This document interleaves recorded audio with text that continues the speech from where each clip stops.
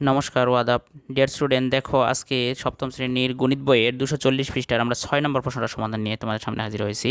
আমরা এর আগে পূর্বে 1 2 3 4 5 তোমাদের সমাধান করে দেখিয়েছি। তোমরা ভিডিওগুলো আমার এই চ্যানেল থেকে অবশ্যই দেখে নেবে। তোমরা দেখো আজকে আমি 6 নম্বর প্রশ্নের সমাধান করব। প্রশ্নতে বলা আছে দেখো x² + 6x - 7 = 0 দ্বিঘাত সমীকরণের সমাধান করো। এটা একটা সমীকরণ, এই সমীকরণটা হচ্ছিল একটা দ্বিঘাত সমীকরণ। কেন দ্বিঘাত বলা হয়? দেখো এখানে x এর ঘাত বা শক্তি বা পাওয়ার আছে 2, এই জন্য এটাকে বলা হয় দ্বিঘাত, অর্থাৎ দুইটা ঘাত রয়েছে, অর্থাৎ x এর ঘাত হচ্ছে 2, এই জন্য এটা দ্বিঘাত সমীকরণ, মাথায় রাখবে। এখন এটা আমরা সমাধান করব। দেখো আমরা কিভাবে সমাধান করব, আমরা যদি সমাধান লিখি, দেখো অঙ্কটা আমরা উঠিয়ে নেব। একটু সমাধান করার ক্ষেত্রে অঙ্কটা উঠিয়ে নেব। x² + 6x - 7 = 0, এটা দেওয়া আছে। তাহলে এখানে আমরা উৎপাদকে বিশ্লেষণ করে x এর একটা নির্দিষ্ট মান বের করব। তাহলে আমরা উৎপাদকে বিশ্লেষণটা করি কিভাবে হয়, দেখো 7। এখন আমরা জানি যে সর্বশেষ যেটা থাকে এটা লসাগু করতে হয়। লসাগু করি, কত দ্বারা যায়? 7কে 7 দ্বারাই যায়, তাহলে কত হবে? 1। 7 আর একটা 1, তাহলে 7 আর 1 গুণ করলে হয় 7, 7 থেকে 1 বিয়োগ করলে হয় 6। দেখো এখানে 6 তৈরি হবে। তাহলে আমরা কীভাবে করবো দেখো, বা x²।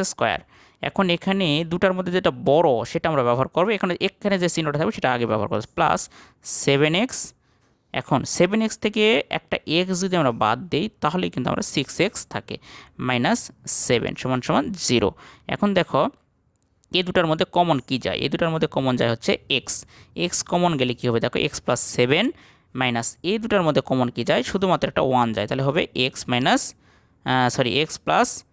7। কেন? এখানে মাইনাসে মাইনাসে প্লাস হয়, মাইনাসে প্লাস হয়, ঠিক আছে?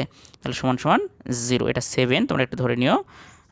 বা এখানে খেয়াল করো তোমরা একটু, যে x + 7 আর একটা হচ্ছে x - 1 = 0, বা এখান থেকে আমরা x এর মান নির্ণয় করবো। তাহলে x + 7 = 0, অর্থাৎ x + 7 = 0, বা x +7টা এই পাশে গেলে হবে -7।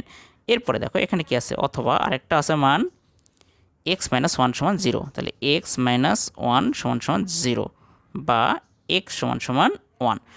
একটাতে মান বের হলো -7, আরেকটাতে মান বের হলো 1।